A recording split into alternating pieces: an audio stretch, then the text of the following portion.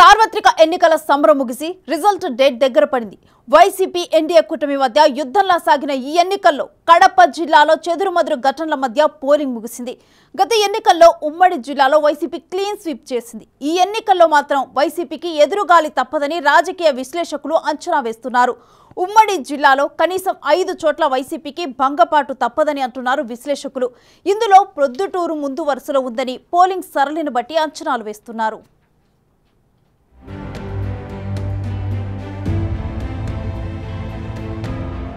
ప్రొద్దుటూరులో టీడీపీ అభ్యర్థిని ప్రకటించక ముందు నుంచే పెద్దాయన వరదరాజుల రెడ్డికి టికెట్ వస్తే గెలుపు ఖాయమనే ప్రచారం పెద్ద ఎత్తున జరిగింది.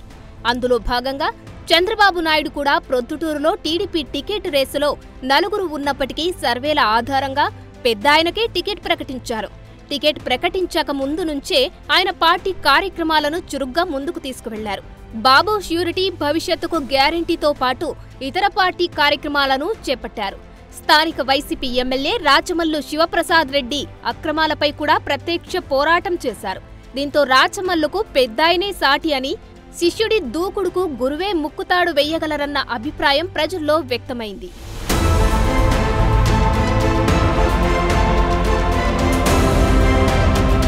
ప్రొద్దుటూరులో వైసీపీ ఎమ్మెల్యే రాచమల్లు, ఆయన కుటుంబ సభ్యులు గత 5 ఏళ్లలో సాగించిన అరాచకాలు, దౌర్జన్యాలు, భూదందాలపై ఆరోపణలు పెద్ద ఎత్తున వినిపిస్తున్నాయి. ఫ్యాక్షన్ సద్దుమణిగి దశాబ్దాలుగా ప్రశాంతంగా ఉన్న ప్రొద్దుటూరులో తిరిగి పాత రోజులు రావడం, ఎవరూ ధైర్యం చేసి వారి అరాచకాలను ప్రశ్నించలేని వాతావరణం ఏర్పడిందంటున్నారు. దీంతో పెద్దాయన వరదరాజుల రెడ్డి రావాలని, రాచమల్లును దీటుగా ఎదుర్కోగల సత్తా ఆయనకే ఉందని టీడీపీ అధిష్టానం భావించిందే. 10 ఏళ్లుగా ఎమ్మెల్యేగా కొనసాగుతున్న రాచమల్లు శివప్రసాద్ రెడ్డిపై సహజంగానే వ్యతిరేకత వ్యక్తమవుతుంది. అయితే మొదటిసారి ఆయన ఎమ్మెల్యే అయినప్పుడు వైసీపీ అధికారంలో లేదు. అందువల్ల ఆయన అభివృద్ధి చేయలేకపోయారని ప్రజలు భావించారు.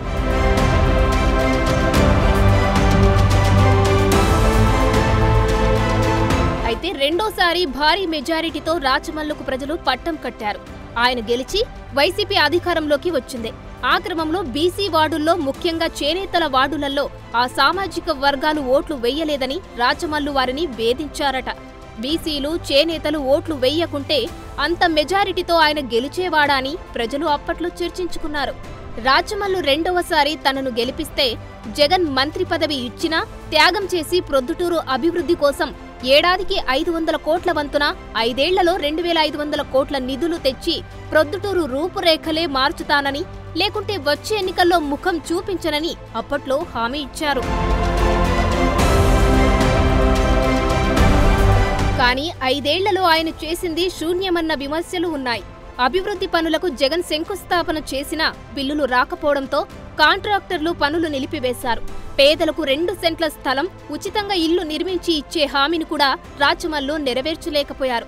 నివాసానికి పనికిరాని భూములలో సెంటు స్థలం ఇచ్చి అదే గొప్ప అనే రీతిలో ప్రచారం చేసుకున్నారు.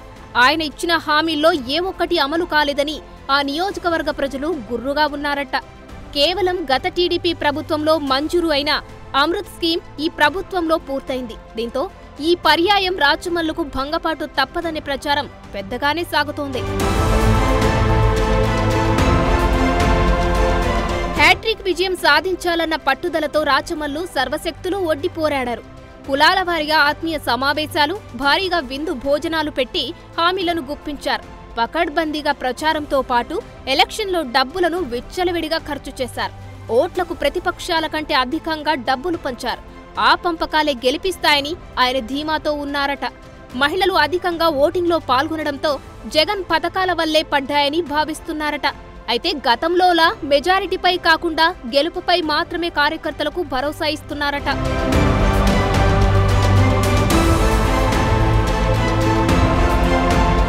వరద వర్గం మాత్రం గెలుపుపై పూర్తిస్థాయి ధీమాతో కనిపిస్తుంది.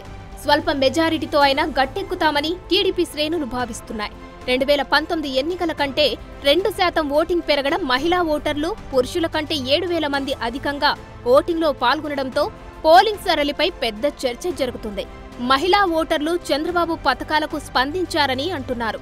4,000కు పెన్షన్ పెంపు, 18 ఏళ్లు నిండిన మహిళలకు నెలకు 1,500 చేస్తామంటూ చంద్రబాబు ఇచ్చిన హామీలపై మహిళలు ఆసక్తిగా ఉన్నారని చెప్తున్నారు. గ్రామాల్లో ఓటింగ్ శాతం పెరగడం, టీడీపీకి పలు గ్రామాల్లో పట్టు ఉండడంతో అది తమకే లాభిస్తుందని ఆ పార్టీ నేతలు భావిస్తున్నారు. మరి చూడాలి అక్కడ గెలుపెవరిదో.